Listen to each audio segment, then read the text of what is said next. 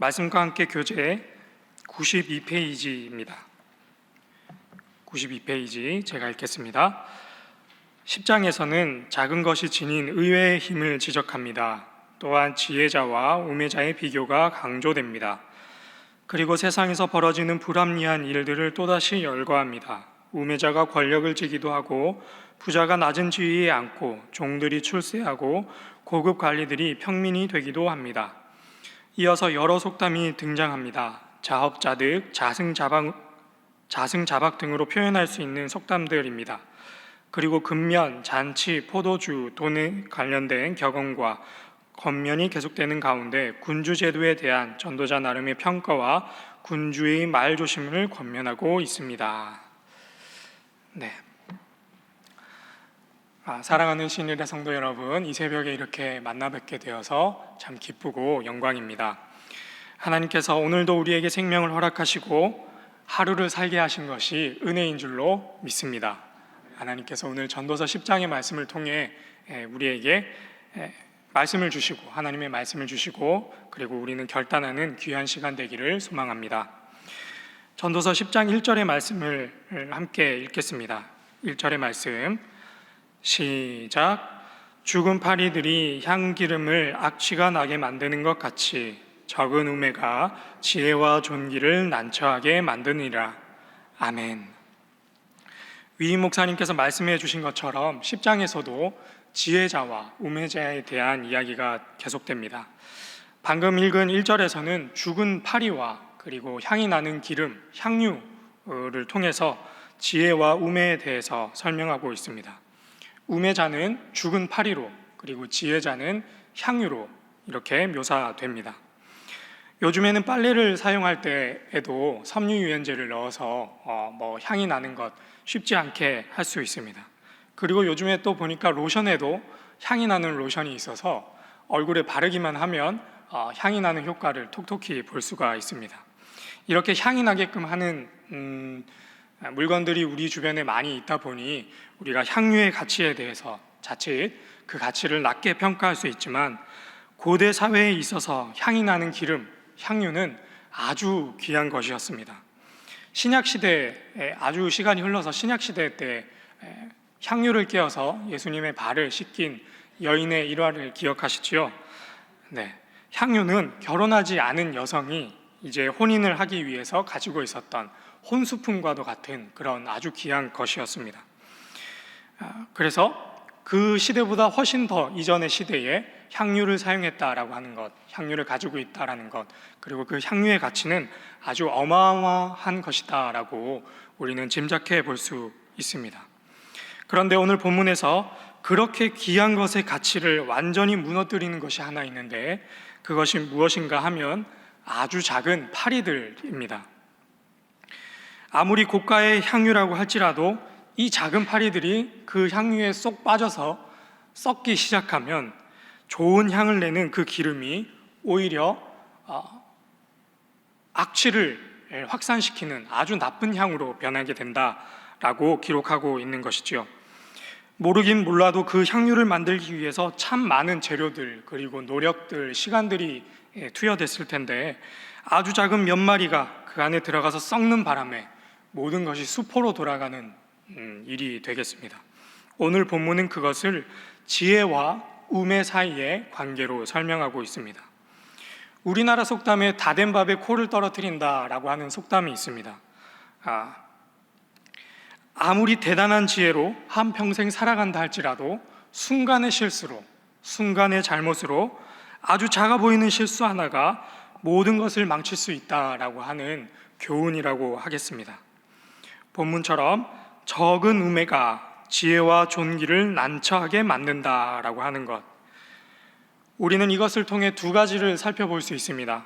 첫 번째로는 앞서 살펴봤던 것처럼 작은 것이 모든 것을 무너뜨릴 수도 있다라고 하는 사실입니다. 마치 아주 큰 댐에 생긴 작은 구멍이 점점 커져서 결국에는 댐 전체를 무너뜨리게 할 수도 있다라고 하는 것이죠. 그리고 두 번째로는 우리가 이 본문을 보면서 사람은 누구나 완벽하지 않다라고 하는 것을 상기시킬 필요가 있습니다. 만약에 우리의 인생을, 우리의 지혜를 향유로 한번 만들어 보겠다 이렇게 가정해 보시죠. 과연 어떤 향을 풍기는 향유를 만들어낼 수 있을까? 세상에 흠이 없는 인생이 없고 완전한 지혜를 가진 자가 없을진데, 그리고 성경에는 의인은 없으되 한 사람도 없다라고 기록되어 있는데, 과연 우리의 삶, 우리의 지혜를 재료로 향유를 만든다라고 한다면 과연 흠없는 향기를 내는 향유를 만들 수 있을까 하는 질문이 생깁니다. 그래서 우리가 오늘 본문을 통해서 우매에 빠지지 않고 우리가 얻을 수 있는 최고의 지혜는 바로 이것입니다. 우리의 지혜가, 나의 지혜가 완전하지 않다라고 하는 것을 믿음으로 고백하고 또한 깨닫는 것입니다. 오직 하나님만이 완전하시고 오직 하나님만이 불완전한 나를 구원하실 수 있고 인생사 모든 것이 하나님의 손에 달려있다라고 하는 것, 이 믿음, 이 지혜를 깨닫는 것이 오늘 본문이 우리에게 주는 첫 번째 교훈이라고 하겠습니다. 그래서 우리 오늘 함께 기도할 첫 번째 기도 제목은 하나님, 나의 불완전함을 깨닫고 겸손하게 하여 주옵소서입니다. 하나님, 나의 불완전함을 깨닫고 겸손하게 하여 주옵소서. 네, 우리의 불완전함을 깨닫고 하나님의 은혜를 구하며 세상 가운데 그리스도인의 향기를 풍겨내는 우리 모두가 되기를 축복합니다. 두 번째 교훈을 한번 살펴보겠습니다. 8절의 말씀입니다. 우리 8절의 말씀을 함께 읽겠습니다. 시작. 함정을 파는 자가 거기에 빠질 것이요 담을 허는 자는 뱀에게 물리리라. 아멘. 8절부터 시작된 이 메시지 11절까지를 살펴보면 역설적인 표현이 계속 등장합니다. 함정을 파는 자가 도리어 함정에 빠지고, 담을 허는 자가 그 담을 허물음으로 인해 뱀에게 물리고, 돌을 다루는 자가 오히려 돌에 다치고, 나무를 쪼개는 자가 오히려 나무에 위험을 당하고, 뱀을 부리는 자가 뱀에게 물린다라고 기록되어 있습니다. 우리나라 속담으로 하자면 원숭이도 나무에서 떨어질 때가 있다라는 속담, 그런 속담이 있습니다. 8절에서 11절까지의 말씀을 간단하게 정리해 보자면, 내가 가장 자신 있어 하는 그 어떤 것이 결국에는 나의 올무가 되어서 내가 그것 때문에 걸려서 넘어진다라고 정리해 볼 수 있겠습니다. 우리가 앞서 살펴보았던 첫 번째 교훈처럼 우리의 불완전함, 사람의 지혜의 불완전함을 계속 보여주고 있는 것이죠. 이런 질문을 여러분과 저에게 한번 던져보고 싶습니다. 여러분들은 어떤 일에 정통하고 계신가요? 어떤 일에 전문가이시고 어떤 일에 자신감을 보이시나요? 부끄러운 제 옛날 이야기를 하자면 중고등학교 시절에 저는 반 친구들끼리 게임을 하는 것을 굉장히 좋아했습니다. 제가 어렸을 당시에는 아실지 모르겠지만 스타크래프트라고 하는 그 이제 상대방과 우주 전쟁을 하는 그런 게임이 유행을 했었는데, 제가 그래도 그 게임을 굉장히 친구들 사이에서 잘했습니다. 그래서 친구들이랑 이렇게 이제 붙으면 종종 승리하고 이기고 그렇게 기뻐했던 기억이 납니다. 사람이 어떤 일에 정통하게 되면, 저처럼 이렇게 게임에 잘하게 되면 어떤 현상이 일어날까요? 사람이 어떤 것에 자신감이 붙고 꽤 좋은 실적을 거두면 사람이 활기도 생기고 자신감도 생기고 또 기쁨도 있어서 삶을 아주 행복하게 살아갈 수가 있습니다. 그런데 반면에 그렇게 잘하게 되면 귀가 다친다라고 하는 그런 단점이 등장합니다.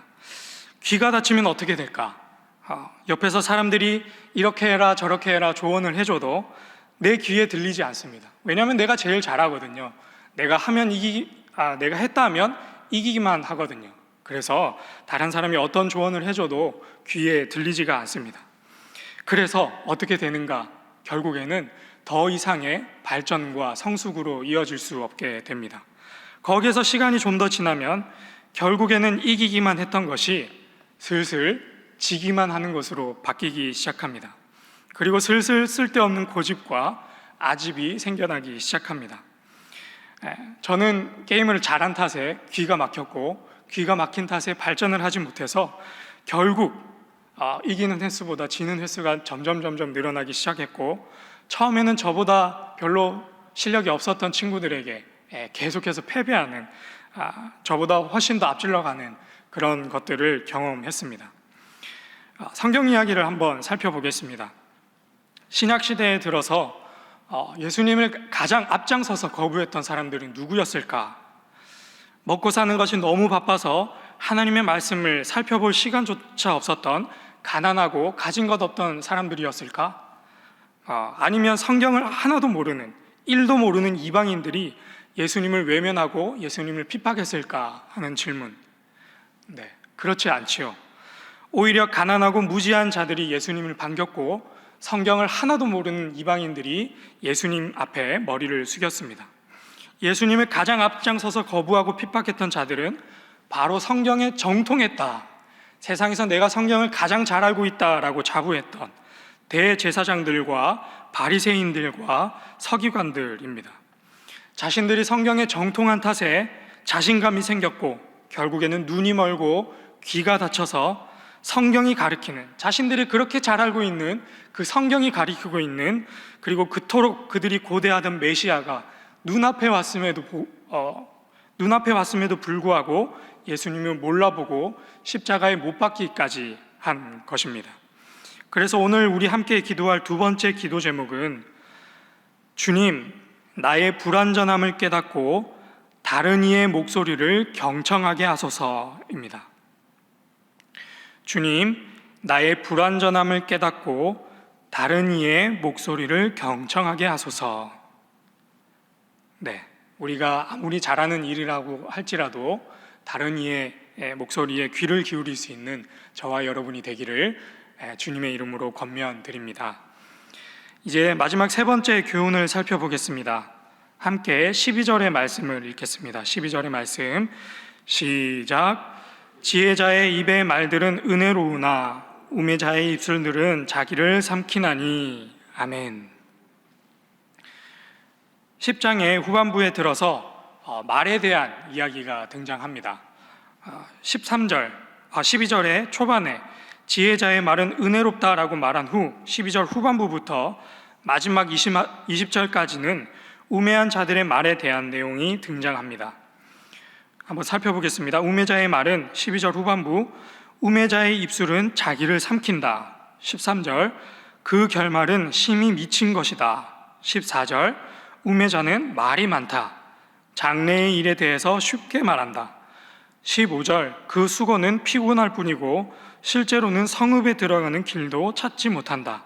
16절, 노는 것을 좋아하고 18절, 게으르다. 20절, 다른 사람을 저주하는 말을 한다. 네, 이렇게 우매자에 대해서, 우매자가 하는 말에 대해서 쭉 나열하고 있습니다. 말이라고 하는 것이 참 별것 아닌데 참 무섭고 또 큰 영향력을 가집니다. 그냥 하는 말인데 누군가 그 말에 큰 힘을 얻을 때가 있고, 그냥 재미로 하는 말인데 누군가는 큰 상처를 받아서 눈물을 흘릴 때가 있습니다.